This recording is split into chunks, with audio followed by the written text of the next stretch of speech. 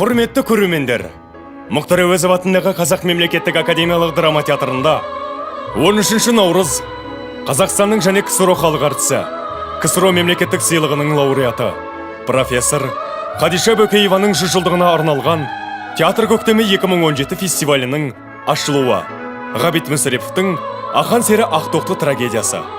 14 наурыз Мадина Омарованың Ақтастағы Ахико драмасы.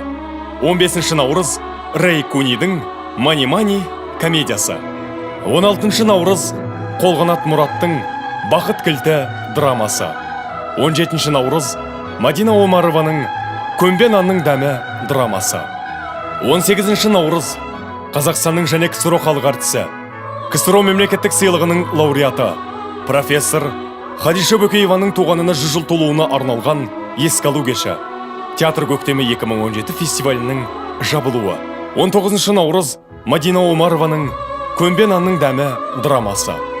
Басталуы сағат 18:30-да. Келіңіздер, көріңіздер, театрда кездесейік.